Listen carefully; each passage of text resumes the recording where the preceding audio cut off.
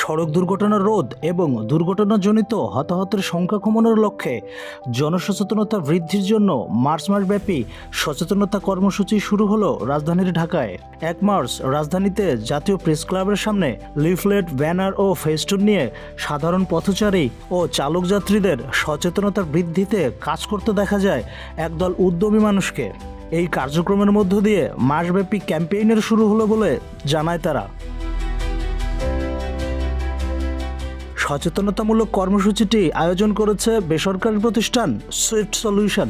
প্রতিষ্ঠানের প্রধান নির্বাহী কর্মকর্তা কামরুজ্জামান পলাশ বলেন, রাস্তায় যারা ব্যাটারি চালিত অটোরিকশা চালক আছেন তাদের বেশিরভাগেরই ট্রাফিক নিয়ম সম্পর্কে মৌলিক ধারণা নেই। প্রতিদিন ঢাকায় কয়েক হাজার রিকশা দুর্ঘটনা ঘটছে বলেও জানান তিনি।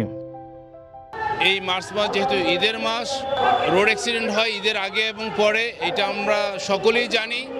সো এই মাসটাকে আমরা আমাদের প্রতিষ্ঠানের রোড সেফটি অ্যাওয়ারনেস মাস হিসেবে আমরা বেছে নিয়েছি। আজকে আমাদের প্রথম প্রোগ্রাম প্রেস ক্লাবের সামনে। আমাদের লক্ষ্য উদ্দেশ্য খুব পরিষ্কার। বাংলাদেশে প্রচুর রোড অ্যাক্সিডেন্ট হয়।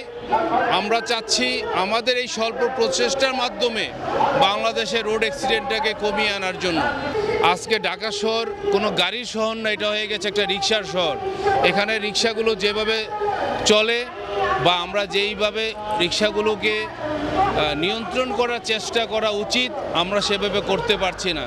এবং এই রিক্সা ড্রাইভারদের কোনো ট্রেনিং নেই। তারা কিভাবে লেন পরিবর্তন করবে, কিভাবে রোড ক্রস করবে বা অন্য পাশে যাবে, কিভাবে ইউটার্ন নিবে, সে কিছুই জানে না। এবং প্রতিদিন ঢাকা শহরে কয়েক হাজার এই রিক্সার অ্যাক্সিডেন্ট হচ্ছে। কর্মসূচির প্রথম দিন পথচারী, যাত্রী ও গাড়ি চালকদের মধ্যে নিরাপত্তা নির্দেশনা সম্বলিত লিফলেট ও স্টিকার বিতরণ করে প্রতিষ্ঠানটির সদস্যরা। পাশাপাশি তারা পথচারীদের ফুটপাত ব্যবহারের অনুরোধ জানান। রিক্সা, মোটরসাইকেল ও অন্যান্য যানবাহনকে উল্টো পথে চলা থেকে বিরত থাকারও আহ্বান জানান তারা।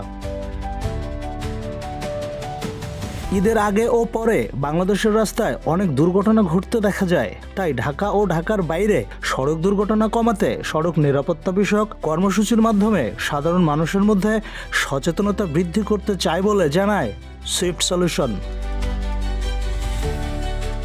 News desk, the financial express.